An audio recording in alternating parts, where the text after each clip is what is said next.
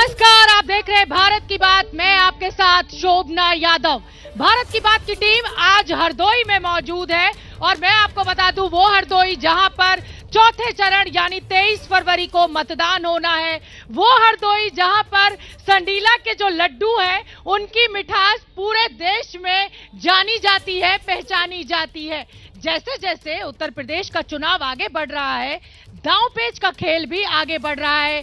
ये दांव पेच का खेल चाहे भाषणों के जरिए आगे बढ़ रहा हो और या फिर चुनावी रैलियों के जरिए। बीजेपी के सभी दिग्गज नेता जो हैं वो इस समय वोटर्स को सरकारी योजनाओं का लाभ गिनाने में लगे हुए हैं। खुद प्रधानमंत्री नरेंद्र मोदी आज फतेहपुर में मौजूद थे और फतेहपुर में उन्होंने सरकारी योजनाएं जो हैं, जो सरकारी स्कीम्स हैं, उनको गिनाया। लेकिन समाजवादी पार्टी के नेता अखिलेश यादव बीजेपी के सभी दावों को खारिज कर रहे हैं। अब सवाल ये उठता है कि गरीबों का भला करने के लिए, गरीबों की भलाई के लिए जो सरकारी योजनाएं लाई गई हैं, क्या उत्तर प्रदेश के चुनाव में वो बीजेपी का भला कर पाएंगी? तो चलिए फटाफट मेहमानों से मैं आपका तारुफ करा देती हूं कि ये जो सरकारी स्कीम्स हैं, क्या ये बीजेपी का भला उत्तर प्रदेश चुनाव में कर पाएंगी? मेरे साथ सौरभ मिश्रा जी बीजेपी के जिला अध्यक्ष, आदर्श दीपक मिश्रा जी राष्ट्रीय सचिव समाजवादी पार्टी के और विक्रम पांडे जी कांग्रेस के नेता हमारे बीच मौजूद है। तो जोरदार तालियां हरदोई की जनता के लिए। होंगे सवाल जवाब। फिलहाल छोटा सा ब्रेक, फौरन लौट रहे हैं। ब्रेक के बाद स्वागत है आपका। आप देख रहे हैं भारत की बात। तो हरदोई की जनता, एक बार जोरदार तालियां हो जाए। और सवाल की शुरुआत मैं करूंगी सौरभ मिश्रा जी से। गरीबों की भलाई के लिए जो सरकारी योजनाएं गिनाई जा रही हैं, क्या बीजेपी का भला उन सरकारी योजनाओं के वोटर्स से होगा? निश्चित तौर पर हमारी केंद्र की सरकार ने और प्रदेश की सरकार ने जो आम जन तक जन कल्याणकारी योजनाएं पहुंचाई हैं, और मैं तक कहता हूं कि आज़ादी के बाद पहली बार इतने बड़े पैमाने पर गरीब जनता तक उनकी योजनाएं पहुंची हैं जिनका सीधा लाभ उनको मिला है। तो निश्चित तौर पर इनका हमको इस चुनाव में लाभ मिलने वाला है। ठीक है, क्या गरीबों तक वो लाभ पहुंचा है? और समाजवादी पार्टी के लिए क्या ये मुश्किल है क्योंकि अब सरकारी योजनाएं गिनाई जा रही हैं और उन्हीं के वोटर्स पर नजर? देखिए, भारतीय जनता पार्टी ने कुछ नहीं किया। भारतीय जनता पार्टी हमेशा ही 2000 रुपये किसानों को दे दिया, अब उसके बदले में वोट लेना चाहते हैं। तो जनता जान रही है और उत्तर प्रदेश की जनता समझ चुकी है, जनता विकास चाहती है, जनता रोजगार चाहती है। मतलब जनता सब जानती है, चाहे कितनी भी योजनाएं गिनाई जाए। कांग्रेस कहां है लड़ाई में? हमारे साथ कांग्रेस के जिला अध्यक्ष मौजूद हैं। कहा जा रहा है सपा और बीजेपी की लड़ाई है, आप कहां हैं? देखिए, ये अपना अपना सोचने समझने का तरीका है। बीजेपी के अध्यक्ष जी कह रहे हैं कि कांग्रेस भाजपा के शासन में डबल इंजन की सरकार रही, लेकिन एक बात है कि जितने भी जनप्रतिनिधि हैं उन्होंने अभी एक ऑडियो वायरल हुआ था, उन्होंने 20-20 लाख और 1-1 लाख बंटवाए हैं। ये बड़ी चर्चा में रही। ठीक है, मतलब भ्रष्टाचार। तो देखिए, अब जनता के सवाल होना बेहद जरूरी है। मैम, आप सवाल किससे पूछना चाहती हैं? मैं, जैसे समाजवादी पार्टी है वो बोल रही है कि महिलाएं सुरक्षित नहीं है भाजपा सरकार में, तो आप इनसे पूछिए अपर्णा यादव जो है वो क्यों आई है भाजपा सरकार? ठीक है, ये सवाल होगा, आप बताइए क्या सवाल? मैं ये जानना चाहता हूँ, जो भी योजनाएं चलाई जा रही हैं सिर्फ वोट लेने के लिए चलाई जा रही हैं। मैं चाहती हूँ बीजेपी बहाने नहीं जवाब दे, शिक्षा पे जवाब दे, स्वास्थ्य पे विभाग दे जवाब दे, सुरक्षा पे दे और बच्चियों पे अत्याचार जो पूरे देश पर। हम रोजगार मांगते हैं तो बोलते हैं भारत पाकिस्तान, हम रोजगार मांगते थे बोलते मंदिर तो बनवा रहे हैं। चलिए भाई, देखिए, लोग कह रहे हैं कि जब हम रोजगार मांग रहे हैं तो आप कह रहे हैं कि मंदिर तो बनवा रहे हैं। भव्य राम मंदिर के नाम पर वोट नहीं, जिन्होंने राम मंदिर के नाम पर हमको वोट दिया था उनसे हम राम मंदिर की बात कर रहे हैं। जिन्होंने हमको रोजगार के नाम पर वोट दिया है 4.5 मतलब जनता को बांटने का काम आप कर रहे हैं। अगर मैं आपको राम मंदिर के नाम पर वोट नहीं दूंगी तो आप मुझे विकास का फायदा नहीं देंगे? नहीं, राम मंदिर हमारी आस्था का प्रतीक था। सभी की आस्था का प्रतीक है वो, हर हिंदू की आस्था का प्रतीक है। हर हिंदू की आस्था का प्रतीक है, तो जिनको अच्छा लगा होगा उस नाम पर वोट देंगे। नहीं तो रोजगार के नाम पर 4.5 लाख से अधिक सरकारी नौकरियां हमने दी हैं, समाजवादी पार्टी ने सिर्फ 2.5 लाख। आपके ऊपर आरोप, आप कह रहे हैं कि महिलाएं सुरक्षित नहीं है, तो फिर अपर्णा यादव आपके परिवार की बहू क्यों आ गई बीजेपी में? देखिए, भारतीय जनता पार्टी के लोग बड़ा चालाक लोग हैं। आपको पता है स्वाति सिंह का क्या हुआ? महिलाओं की बात करने वाली भाजपा स्वाति सिंह के साथ गद्दारी कर दी। ये गद्दार लोग हैं भारतीय जनता पार्टी। और कांग्रेस कह रही है लड़की हूं लड़ सकती हूं। लड़की हूं लड़ सकती हूं, लेकिन अभी अध्यक्ष जी कह रहे हैं 4.5 लाख रोजगार दिया। इससे पहले वाले वक्ता 5 लाख बता रहे थे। चलिए ठीक है, तो जनता के सवाल। मैं समाजवादी पार्टी सरकार के इनके प्रवक्ता से पूछना चाहता हूं कि ये बताएं कि पूरे उत्तर प्रदेश भर में ये समाजवाद की बात करते हैं, इनके ब्राह्मण, ठाकुर, बनिए, कुशवाहा, शाक्य, सैनी, धीमर, कश्यप, अरे बस लोधी कितने जिला अध्यक्ष हैं और हरदोई में ये सामने खड़े। मतलब जाति के ऊपर जो आपके जिला अध्यक्ष है समाजवादी पार्टी से। महिला की बात की जाए तो सपा के नेता के घर से बेटे की लाश मिलती है और कांग्रेस के लोग। अरे तो बीजेपी के नेता के बेटे ने भी तो किसानों को कुचल दिया। सवाल मैं बीजेपी से सवाल पूछना चाहता हूँ। 2017 से मैं पास आउट हूँ बीटीसी, इन्होंने रोजगार के नाम पे कुछ नहीं दिया। 4.5 लाख सिर्फ रोजगार का सवाल हो चुका है। नौकरियां की बात हुई, शिक्षा पे बात हुई, लेकिन व्यापारियों की बात कोई नहीं सुनने वाला है। ऑनलाइन से व्यापारी बहुत परेशान है। ऑनलाइन से व्यापारी बहुत परेशान है। बीजेपी बड़े बड़े दावे कर रही है, लेकिन व्यापारी वर्ग जो यहाँ बैठा है वो कह रहा है कि योजनाएं ठीक नहीं है। नहीं, व्यापारी वर्ग के लिए तमाम काम सरकार ने किए हैं। आज से पहले समाजवादी पार्टी की सरकार हो चाहे बहुजन समाज पार्टी की सरकार हो, पूरा व्यापारी वर्ग चंदे मांगने वालों से परेशान था। इन 5 वर्षों में कोई व्यापारी कहे कि कोई भारतीय जनता पार्टी का कार्यकर्ता उनके लिए पार्टी काम के लिए चंदा उनके पास मांगने गया? वसूली, अपहरण, हत्या, ये व्यापारी। भ्रष्टाचार, गुंडाराज का आरोप लगातार बार समाजवादी पार्टी पर लग रहा है। देखो, भारतीय जनता पार्टी में जितना भ्रष्टाचार है वो किसी सरकार में नहीं रहा। आप लोग एक दूसरे के ऊपर आरोप लगाते हैं, लेकिन कोई आधार नहीं होता है उन आरोपों का। ये कहते हैं जो राम को लाया हम उनको लाएंगे। अरे भाजपा के लोगों, राम को तुम लोग ला सकते हो क्या? भगवान मर्यादा पुरुषोत्तम राम सबको लाए हैं, सबकी ओर देख रहे हैं। लेकिन ये बताओ, सुप्रीम कोर्ट का फैसला। चलिए ठीक है, कुछ युवा यहाँ पर मौजूद है, उनके सवाल भी होने चाहिए। मैम पहले इनसे ये पूछ लीजिए, किससे पूछना है? अब यूपी पुलिस का जो रैंक अभी जारी हुआ है वो किस स्थान पर आया है? बिहार सबसे लास्ट में। आप क्राइम की बात कर रहे हैं, क्राइम की बात कर रहे हैं। जो बीजेपी सरकार कह रही है कि हमारी जो शासन व्यवस्था सबसे अच्छी है, वही देख ले कि हमारी जो सरकार है। ठीक है, कानून व्यवस्था। मैम मेरा शिक्षा पे सवाल है। हरदोई का शिक्षा स्तर बहुत ही गिरा हुआ है और किसी विचारक ने कहा है अगर कानून व्यवस्था और शिक्षा की स्थिति की। मैं ये पकौड़े बेचने वाली सरकार के मुख्यमंत्री से पूछना चाहता हूँ। ये इन्होंने कहा था युवा यहाँ उत्तर प्रदेश में युवा योग्य नहीं है, नौकरी योग्य नहीं है। तभी कहते 90 लाख नौकरियां दी, तभी कहते 1 करोड़ नौकरी। इनके 4-4.5 लाख का आंकड़ा कह रहे हैं, इधर से सवाल होना चाहिए। मेरा ये कहना है कि नौकरियों की जो बात कर रहे हैं, 10 साल तक ये क्या करते रहे? तब तो एक भी नौकरी नहीं दी। और क्योंकि मैं एक कॉलेज की स्कूल की मैनेजर हूं, मैं जानती हूं कि 10 साल से जो सवाल भाषण नहीं, सवाल। तो मैं इनसे यही पूछना चाहती हूं कि ये क्या कर रहे थे? समाजवादी पार्टी ने क्या किया? राम को लाने वालों की बात छोड़ दो, क्या ये कृष्ण को लाएंगे? इनसे पूछो। चलिए देखिए, यहाँ पर कानून व्यवस्था की बात युवाओं के द्वारा की जा रही है, शिक्षा की बात की जा रही है, तमाम छात्र सड़कों पर है। क्या जवाब? देखिए, हर सरकार में जब भी चुनाव आता था किसी सरकार के बाद में, तो ध्वस्त कानून व्यवस्था चुनाव का मुद्दा होता था।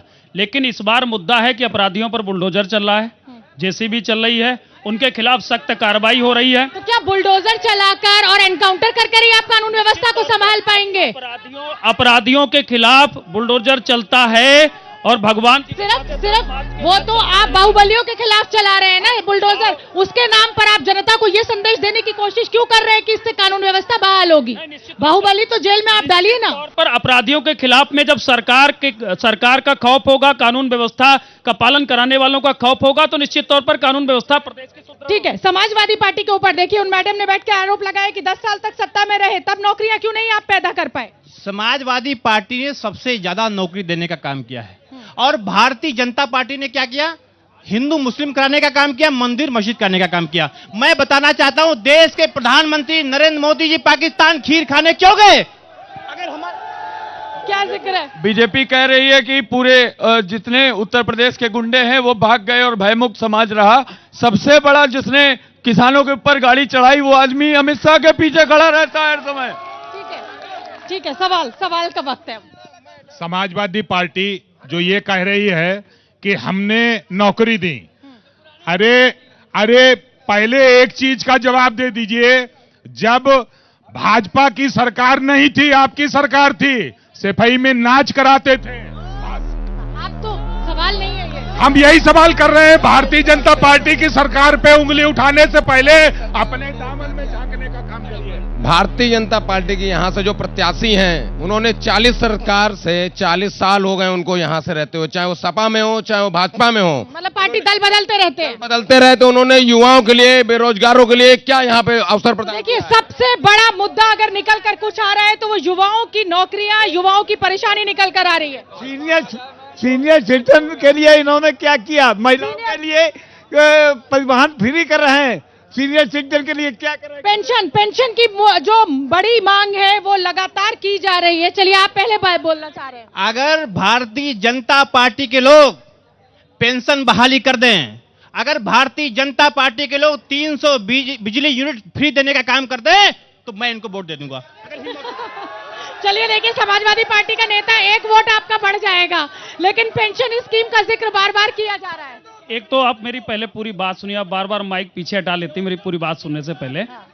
देखिए, जब 2003 में 4 में पुरानी पेंशन खत्म हुई थी, तब समाजवादी पार्टी की सरकार थी। मेरा समाजवादी पार्टी के लोगों से पूछना है कि तब ये पेंशन क्यों खत्म हुई। उसके बाद 2012 से 17 के बीच में पूर्ण बहुमत की इनकी सरकार रही। इन्होंने 300 यूनिट बिजली क्यों नहीं फ्री की और पुरानी पेंशन क्यों नहीं बहाल की? इसके पीछे अपनी मंशा बताएं। बिल्कुल, देखिए, बड़ा सवाल निकलकर सामने आया है कि उस दौर में जब आप सत्ता में थे, तब तो आपने किसानों को फ्री बिजली या डोमेस्टिक फ्री बिजली की बात नहीं की। आज जब आपको वोट मांगना है, वोट की दरकार है, तो आप फ्री बिजली की बात कर रहे हैं। देखिए, अखिलेश यादव जैसा नेता होना बड़ा मुश्किल है। अखिलेश यादव जी जानते हैं नौजवानों का भविष्य अगर जो है, अगर नौजवानों को नौकरियां मिल सकती है तो समाजवादी पार्टी की सरकार मिल सकती है। अगर किसानों को फ्री, मेरा सवाल फ्री बिजली को है, किसानों को फ्री बिजली अगर कोई दे सकता है तो अखिलेश यादव भी दे सकते हैं और देने जा रहे हैं। अगर भाजपा के लोगों ने क्यों नहीं किया? हमारे नेता करने जा रहे हैं, आप वादा क्यों नहीं कर रहे हो? आप करिए। छोटी सी टिप्पणी, ये जब कुछ जवाब नहीं बचता तो चिल्लाने लगते हैं। पूरा देश बेच दिया अंबानी अडानी को, इनके पास नौकरी देने के लिए कुछ बचा नहीं है, सब प्राइवेटाइज कर दिया, नौकरी कहां से दोगे? ठीक है, चलिए, फिलहाल रुकेंगे एक बहुत छोटे से ब्रेक के लिए। आप बने रहिए हमारे साथ, जारी है भारत की बात और तीसरे चरण का चक्रव्यूह आगे। समाजवादी पार्टी साफ हो जाएगी तो इसी चक्रव्यूह से निकालने के लिए खुद नेताजी यानी कि मुलायम सिंह यादव आज करहल में चुनाव प्रचार करने के लिए पहुंचे। और अखिलेश यादव के लिए करहल का एक भावनात्मक जुड़ाव भी है, क्योंकि करहल में जैन इंटर कॉलेज से मुलायम सिंह यादव ने शिक्षा प्राप्त की है और वहीं पर वो शिक्षक रहे हैं। तो अब हम आपको एक स्पेशल रिपोर्ट दिखाएंगे, जिसमें हम दिखाएंगे कि तीसरे चरण का चुनाव आखिर सबसे बड़ा चुनाव क्यों हो गया है।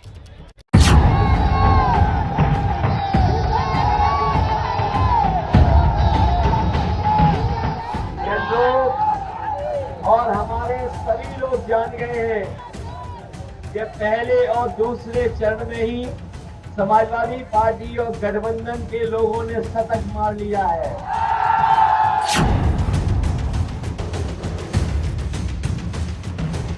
पहले और दूसरे चरण में सपा का सुपड़ा साफ।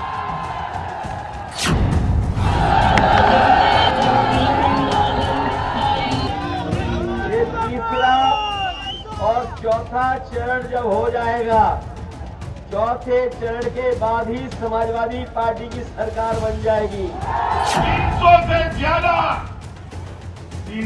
ज्यादा सीटों के साथ उत्तर प्रदेश में फिर से एक बार भारतीय जनता पार्टी की सरकार बनने जा रही है।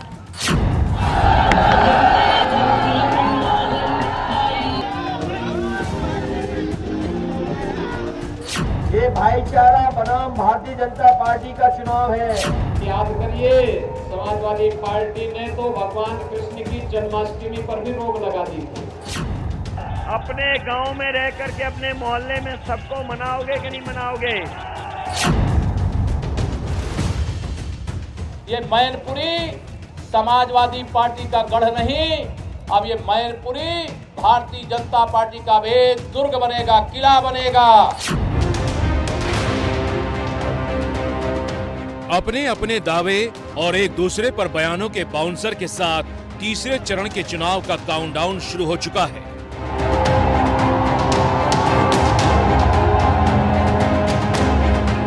तीसरे फेज के चुनाव में 16 जिलों की 59 सीटों पर वोटिंग है।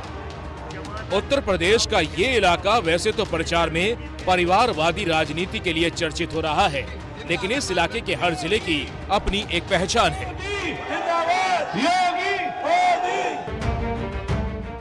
फिरोजाबाद की पहचान चूड़ी है तो कन्नौज इत्र की राजधानी कही जाती है। कानपुर की पहचान चमड़े के साथ ही बड़े औद्योगिक शहर के तौर पर है। इसी तरह हर जिले की अपनी खासियत है और उस खासियत का वास्ता रोटी और रोजगार से है, जो चुनाव में मुद्दा है। सियासी तौर पर देखें तो फिरोजाबाद, मैनपुरी, इटावा, कन्नौज का इलाका समाजवादी परिवार का गढ़ माना जाता रहा। हालांकि 2017 के विधानसभा और 2019 के लोकसभा चुनाव में समाजवादी परिवार अपने गढ़ को नहीं बचा पाया था। इस बार अपने इसी किले पर दोबारा कब्जे के लिए अखिलेश यादव मैनपुरी की करहल सीट से मैदान में है। अखिलेश यादव की रणनीति करहल के जरिए आसपास की विधानसभा सीटों पर यादव मतों की गोलबंदी समाजवादी पार्टी के पक्ष में कराने की है। 2017 के विधानसभा चुनाव में इलाके की 59 में से 49 सीटें बीजेपी ने जीत ली थी, जबकि यादव बहुल इलाका और समाजवादी पार्टी का गढ़ होने के बावजूद पार्टी को सिर्फ 8 ही सीटें मिली थी। इस बार अखिलेश यादव की रणनीति इन नतीजों को उलटने की है। ये तीसरा और चौथा चरण जब हो जाएगा, चौथे चरण के बाद ही समाजवादी पार्टी की सरकार बन जाएगी और 7वें चरण तक आप देख लेना, भारतीय जनता पार्टी के बूथों पर सन्नाटा छा जाएगा और भूत नाचेंगे भूत। जिन 16 जिलों में तीसरे फेज में वोटिंग है, उनमें फिरोजाबाद, मैनपुरी, कासगंज, एटा, फर्रुखाबाद, कन्नौज, इटावा और झांसी यादव बहुल जिले हैं। और इसी यादव बहुल इलाके में जीत का परचम लहराने के लिए समाजवादी पार्टी से लेकर बीजेपी के नेता तक जोर लगा रहे हैं। पिछले 4 दिनों में बीजेपी के उम्मीदवारों को जिताने के लिए अमित शाह से लेकर सीएम योगी तक इस इलाके में सभाएं कर रहे हैं। मैनपुरी वालों ने उस पर 300 पार का महल बनाना है, महल बनाना है। अपने परिवार और खानदान के बाहर वो सोच ही नहीं सकते, लेकिन चूंकि सोच परिवारवादी है, इसलिए किसी दूसरे को पनपने ही नहीं देंगे, आगे बढ़ने ही नहीं देंगे। और यही तो करते थे लोग। बीजेपी के दिग्गज ताबड़तोड़ रैलियां कर अखिलेश यादव और समाजवादी पार्टी पर निशाना साध रहे हैं, जिससे समाजवादी परिवार पर हमला कर वो गैर यादव वोटरों को एकजुट कर सके। ऐसा होने से उनको लगता है कि पिछला प्रदर्शन दोहराया जा सकता है। बीजेपी की इस रणनीति की पुष्टि टिकट बंटवारे से भी होती है। तीसरे फेज की 59 सीटों में बीजेपी ने सिर्फ एक यादव उम्मीदवार उतारा है, जबकि समाजवादी पार्टी ने 16 और बीएसपी ने 3 उम्मीदवार दिए हैं। अखिलेश यादव का जब मैनपुरी की करहल सीट से चुनाव लड़ने का ऐलान हुआ था, तब ये माना जा रहा था कि लड़ाई एक तरफा होगी, लेकिन बीजेपी ने केंद्रीय मंत्री एसपी सिंह बघेल को उतारकर मुकाबला दिलचस्प बना दिया। शायद यही वजह है कि अखिलेश के लिए आज मुलायम सिंह यादव को भी वोट मांगने करहल जाना पड़ा। लाखों लोग हैं, इसलिए बड़ी उम्मीद के साथ आए हैं, तो मैं विश्वास दिलाता हूँ समाजवादी पार्टी आपकी उम्मीदों को पूरा करेंगे। आज एक तरफ बेटे के लिए मुलायम सिंह यादव ने वोट मांगा, तो दूसरी ओर करहल में ही अमित शाह ने बीजेपी उम्मीदवार एसपी सिंह बघेल का प्रचार किया। मेरा कार्यक्रम आज बुंदेलखंड में लगा था।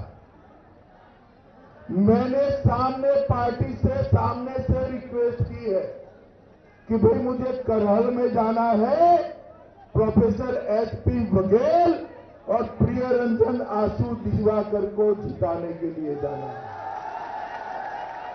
और इसलिए मैं आज इस चौराहे पर करहल की महान जनता को प्रणाम करने के लिए आया हूं। माताओं, भाइयों, बहनों, बीजेपी के नेता करहल में प्रचार का जोर लगाकर अखिलेश को घर में ही घेरने की कोशिश कर रहे हैं। इससे पहले मंगलवार को डिप्टी सीएम केशव प्रसाद मौर्य ने करहल के बरनाहल में सभा की और बीजेपी को जिताने की अपील की।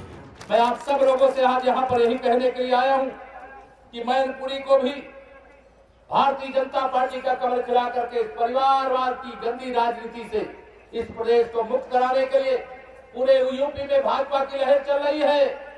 हम फिर से 300 से ज्यादा सीटें जीतने जा रहे हैं। 10 मार्च को वोटों की गिनती के बाद ये समाजवादी पार्टी हो चाहे जो भी पार्टियां हो, उनका सबका सफाया होना है, लेकिन समाजवादी पार्टी का नाम बदल करके यूपी की जनता समाजवादी पार्टी करने वाली है। समाजवादी पार्टी। करहल में यादव 38%, एससी 17%, शाक्य 13%, ब्राह्मण 7%, ठाकुर 9%, अल्पसंख्यक 6%, अन्य 10% है। वैसे बीजेपी के सांसद रहे नरेश अग्रवाल ये दावा कर रहे हैं कि करहल में अखिलेश यादव के सामने सबसे बड़ी चुनौती उनके चाचा शिवपाल सिंह यादव हैं। शिवपाल की करहल और आसपास के इलाके में अच्छी पकड़ मानी जाती है। तो उन्होंने जिस तरीके से शिवपाल को खर्च कराओ, आज भी शिवपाल के ऊपर जितनी घड़ा उनके अंदर है वो कहीं न कहीं करहल में उनके निगेटिव जाएगी, इतना उनको मान के चलना चाहिए। मैनपुरी, फिरोजाबाद, इटावा, ये सब शिवपाल का गढ़ है, मुलायम सिंह का गढ़ है, ये अखिलेश का गढ़ नहीं है, रामगोपाल जी का गढ़ नहीं है, ये शिवपाल का गढ़ है। और अब उनके गढ़ में अगर शिवपाल को मात देंगे तो मात अपने आप भी खाएंगे। नरेश अग्रवाल एक जमाने में मुलायम के करीबी हुआ करते थे, लिहाजा उनकी ये बात गौर करने वाली है।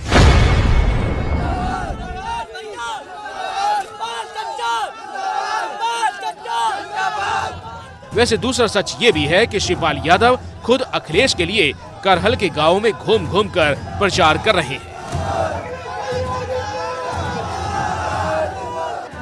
अब 20 तारीख को साइकिल का बटन दबाना है, सब लोगों को बटन दबाना है। अखिलेश यादव को मुख्यमंत्री बनाना है। हालांकि मुलायम सिंह यादव आज जब करहल में अखिलेश यादव के लिए वोट मांगने पहुंचे तब मंच पर पूरा यादव परिवार दिख रहा था, नहीं दिख रहे थे तो शिवपाल सिंह यादव।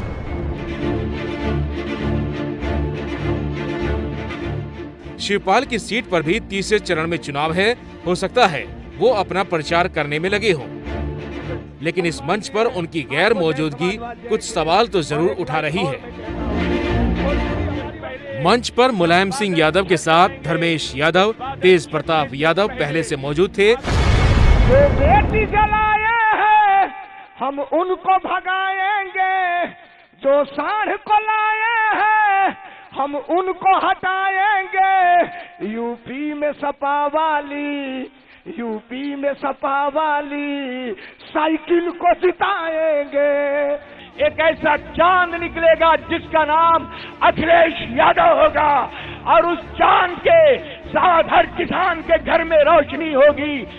अखिलेश यादव बीच में हेलीकॉप्टर से सभा स्थल पर पहुंचे, मुलायम के पैर छुए, लोगों का अभिवादन किया, भाषण दिए और फिर आगे के कार्यक्रम के लिए रवाना हो गए। पूर्व एमएलसी सुभाष चंद्र यादव जी।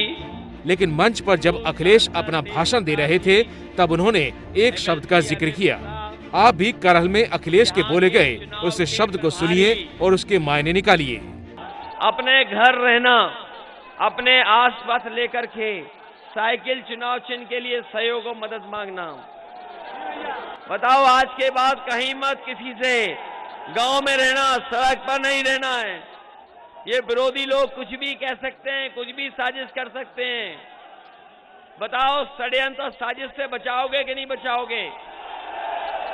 अपने गांव में रह करके अपने मोहल्ले में सबको मनाओगे कि नहीं मनाओगे? अगर आप वोट डाल दोगे, केवल आप वोट डाल दोगे तो उत्तर प्रदेश की सबसे बड़ी जीत करहल की जनता समाजवादी पार्टी को दिलाएगी। समाजवादी पार्टी की स्थापना के बाद से सिर्फ 2002 में ही यहां बीजेपी की जीत हुई। तब मौजूदा विधायक सोवरन सिंह यादव यहां बीजेपी से जीते थे। उसके बाद लगातार 3 बार वो समाजवादी पार्टी के टिकट पर चुनाव जीतकर विधायक बन चुके हैं और इस बार उनके ही आग्रह पर अखिलेश यादव इस बार करहल से विधानसभा का चुनाव लड़ रहे हैं। करहल में सियासी पारा किस कदर हाई है, इसका अंदाजा आप मंगलवार रात की इन तस्वीरों से लगा सकते हैं। बीजेपी उम्मीदवार और केंद्रीय मंत्री एसपी सिंह बघेल चुनाव प्रचार कर रहे थे, उसी दौरान उन पर हमला हो गया। बीजेपी का आरोप है कि हमले के पीछे समाजवादी पार्टी के नेता हैं। करहल से भारतीय जनता पार्टी के लोकप्रिय उम्मीदवार, गरीब परिवार से आने वाले, पिछड़ा वर्ग से संबंध रखने वाले एसपी सिंह बघेल जी, जो केंद्रीय मंत्री भी हैं, उनके ऊपर सपा के गुंडों ने हमला किया है। और ये पहली बार नहीं हुआ। पिछले जितने भी चुनावों का उदाहरण देखेंगे, हर चुनाव में मैनपुरी का नाम आता है, तो मैनपुरी में इस तरह की घटनाओं को अंजाम समाजवादी पार्टी के गुंडे देते हैं, उनके कार्यकर्ता देते हैं। एक तरह से करहल तीसरे फेज के चुनाव का पावर सेंटर बना हुआ है। दोनों तरफ से एक दूसरे के खिलाफ बिसात बिछाई जा रही है। करहल के जरिए समाजवादी परिवार में एकता का संदेश देकर यादव वोटरों को एकजुट करने में जुटा हुआ है, तो दूसरी तरफ बीजेपी गैर यादव वोटरों को एकजुट कर 2017 का प्रदर्शन दोहराने की कोशिश में है।